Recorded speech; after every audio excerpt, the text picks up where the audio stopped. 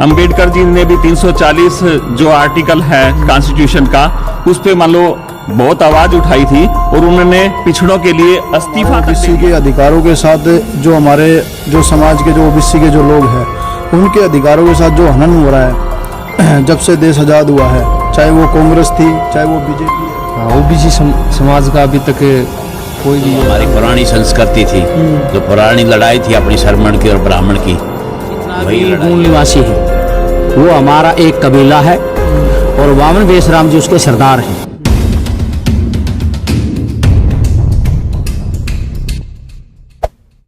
स्वराज क्रांति वामन मेश्राम की अध्यक्षता के अंदर हरियाणा के अंदर दोबारा होने जा रही है। हरियाणा में एक परमिशन का एक मामला सामने आ जाता है, पता नहीं परमिशन मिलती है या नहीं मिलती है, समस्याएं बहुत सारी हैं। लड़ने वाले लोग हमारे साथ में हैं, हम लोग इनकी बातें सुन रहे थे, ये बोल रहे थे कि हम लोग देखते हैं कि होता क्या है।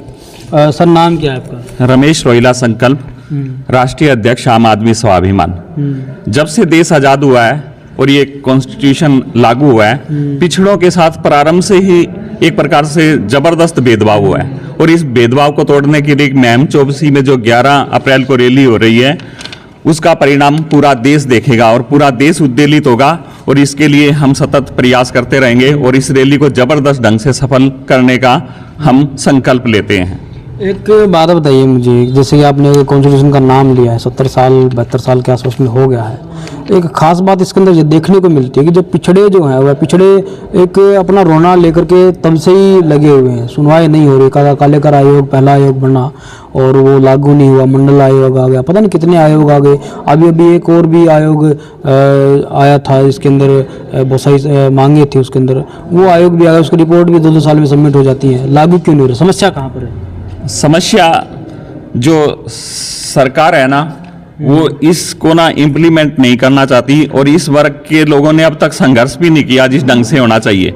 अगर पिछड़ा वर्ग अपनी ताकत को पहचान जाएगा और इस प्रकार से आंदोलित होगा जैसा अब महम में होने जा रहा है तो सुनिश्चित है कि इनको उनके अधिकार मिलेंगे। अंबेडकर जी ने भी 340 जो आर्टिकल है कॉन्स्टिट्यूशन का, उस पे मान लो बहुत आवाज उठाई थी और उन्होंने पिछड़ों के लिए इस्तीफा तक दे दिया था और उसके बाद सतत मान लो जितने भी आयोग बनते रहे हैं उन्होंने कोई ठीक से मान लो निर्णय नहीं हुए और अब इसके बाद जो क्रांति होगी एक प्रकार से पूरे देश में, उसके बाद ओबीसी के लिए एक नया ही जन आंदोलन पूरे देश में खड़ा होगा और इसके बाद उनको अधिकार मिलने प्रारंभ हो जाएंगे। एक बात आप कहाँ से आए हैं? मैं हंसी से तुलसीदास। हाँ जी।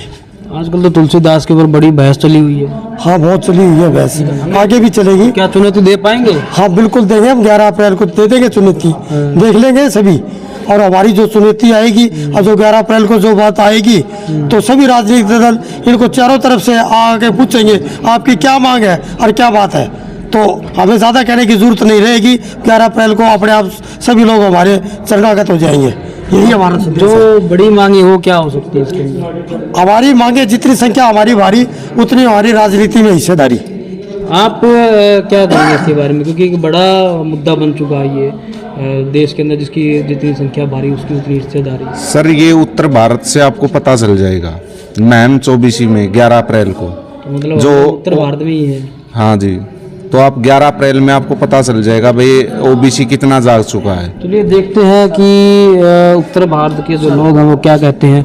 क्या ये गुर्जर है, ये जाट है, क्या कहेंगे इसके बारे में? बड़ी जो एक तहलका मच रहा है उत्तर भारत के अंदर। पीछे देखिए मेरा नाम अंग्रेज है, मैं जाति वाल्मीकि से हूँ और आज यहाँ तमाम जो हमारा ओबीसी वर्ग है और एससी वर्ग है वो आज तमाम हमारा हंसी के अंदर खड़ा इकट्ठा हुआ है एक मीटिंग के माध्यम से।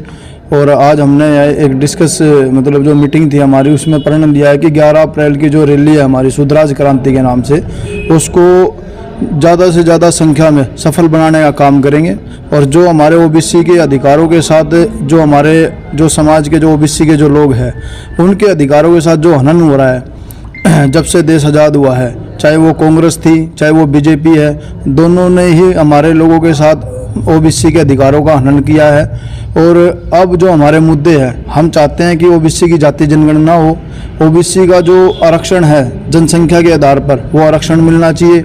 और रही बात अभी आपके, मैं चैनल के माध्यम से बता देता हूँ, रोहतक के अंदर पंजाबी समाज ने भी मीटिंग करी है। पंजाबी समाज भी बोल रहा है कि भाई जनसंख्या जिसकी जितनी हिस्सेदारी, जिसकी जितनी संख्या भारी उसकी उतनी हिस्सेदारी के हिसाब से हमारे को सीट दो, MP में भी दो, विधानसभा और लोकसभा दोनों में सीट दो। और अभी नवीन जयंत ने भी एक बात कही है, मैं देख रहा था नवीन जयंत जी की एक वीडियो क्लिप मेरे सामने आई थी। नवीन जयंत ने कहा था मीडिया के चैनल के माध्यम से, भाई जिसकी जितनी संख्या भारी उसकी उतनी हिस्सेदारी। तो भाई इस देश के अंदर जो 52% ओबीसी है, इनकी संख्या भारी है, तो 52% जो ओबीसी है इनकी संख्या भारी है। तो हम चाहते हैं, एससी समाज से, हम वाल्मीकि जाति से, हम चाहते हैं एससी समाज के लोग, भाई ओबीसी की जितनी जनसंख्या है ना उसकी उतनी हिस्सेदारी दे दो, हमें नहीं चाहिए हमारी हिस्सेदारी, आप ओबीसी को हिस्सेदारी दे दो। ये ओबीसी जो है वो हमारा बड़ा भाई है और एससी का जो बड़ा भाई है वो ओबीसी है। हम एससी के जो लोग हैं वो ये आपके चैनल के माध्यम से सरकार को ये बताना चाहते हैं कि जो ओबीसी समाज है, जो ओबीसी है वो हमारा बड़ा भाई है, उसको हिस्सेदारी, उसकी जनसंख्या के आधार पर उसकी हिस्सेदारी दे दो। जब पंजाब भी अपनी जनसंख्या के आधार पर हिस्सेदारी मांग रहा है तो ओबीसी मांग ले तो क्या दिक्कत है। अभी रोहतक का जो MP है अरविंद शर्मा, उसने भी कहा है कि भाई, मैंने एक मीडिया में उनकी क्लिप सुनी थी, अभी परशुराम सम्मेलन करा था इन लोगों ने, तो उसमें उसने, अरविंद शर्मा ने कहा कि मैं प्रधानमंत्री नरेंद्र मोदी से अनुरोध करता हूँ, एक विनती करता हूँ कि हरियाणा का मुख्यमंत्री ब्राह्मण होना चाहिए। तो भाई हम ये चाहते हैं कि आज तक भी, मैं चाहता हूँ और ऐसी समाज ये चाहता है कि आज तक हरियाणा के अंदर मुख्यमंत्री ओबीसी समाज का नहीं बना। हम ये चाहते हैं कि हरियाणा के अंदर अब की बार मुख्यमंत्री बने तो ओबीसी समाज का बने, चाहे फिर वो कांग्रेस पार्टी से बने, हमें कोई दिक्कत नहीं है, लेकिन ओबीसी बनना चाहिए। चाहे फिर वो बीजेपी से बने, कोई दिक्कत नहीं है, हमें पार्टी कोई भी हो, हमारा आदमी कहीं भी हो, हमें कोई दिक्कत नहीं, लेकिन ओबीसी का मुख्यमंत्री हम हरियाणा के अंदर देखना चाहते हैं। काफ़ी समस्या है राजनीति के अंदर, आप युवा लग रहे हैं, क्या कुछ कहेंगे इसके बारे में? मैं गुर्जर समाज से हूँ, प्रदीप कुमार।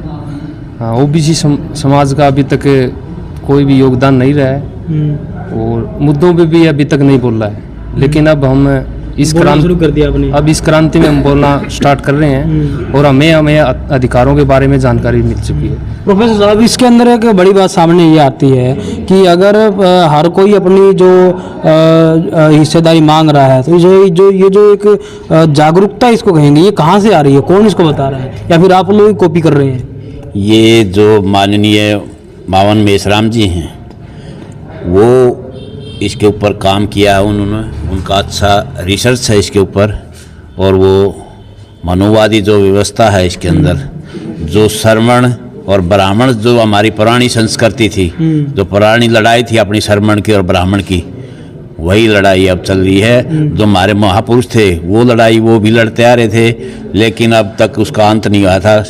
लेकिन शायद अब हमारा समाज जो ओबीसी है, जितने भी आम जातियों में बांटे हुए, जाट, गुर्जर, जितने भी नाई, तेली, धोबी और जितने भाई वाल्मीकि समाज और जितना भी हमारे को जातियों में बांटा हुआ है, हम लोगों के अंदर, सभी के अंदर जागृति आ गई है। मनुस्मृति के जो 8वें श्लोक से लेकर 100वें श्लोक तक जो जातियाँ इन्होंने हमारी बनाई हैं, जब मनुस्मृति लागू की इन्होंने, तो मनुस्मृति के उस टाइम पर इन्होंने जातियाँ बनाई हैं, उससे पहले कोई जातियाँ नहीं थी।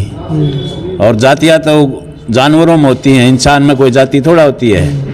ये हमारे को मूर्ख बनाने के लिए जाति के नाम, आपने मान लिया कि ये सब कुछ थोपा गया है। हाँ, सब थोपा गया है, जाति भी और धर्म भी। ये षड्यंत्र है, धर्म भी षड्यंत्र है और जाति भी षड्यंत्र है। धर्म और जाति के नाम पे ये अपना वर्चस्व और लोगों को मूर्ख बना रहे हैं, अंधविश्वास में धकेल करके हमारे को जाति पाति में बांटा हुआ है। क्या कुछ रहेगा सर इसके अंदर?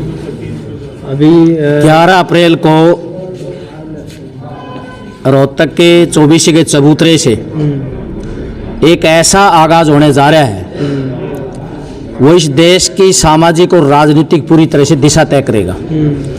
और वामन मेश्राम जी को जब हम लोगों में जाते हैं तो एक बात कहते हैं, अगर इस देश का जितना भी मूल निवासी है वो हमारा एक कबीला है और वामन मेश्राम जी उसके सरदार हैं, उसके हमारे चीफ हैं वो। मतलब आपने तय कर लिया कि 11 अप्रैल को आप धमाका 11 करेंगे। अप्रैल को इस सारे समाज को वहाँ पहुँच रहा है और उनका जो भी आदेश होगा, जिस भी रूप में वो आदेश देंगे, यहाँ से वो क्रांति आगाज लेगी और भारत में एक नई दिशा तय करेगी। चलिए बहुत बहुत धन्यवाद सर। ये थे ओबीसी के जो लोग थे कुछ, और उन्होंने ये बताया कि हम लोग अब 11 अप्रैल को फुल एंड फाइनल कर रहे हैं। Thank you.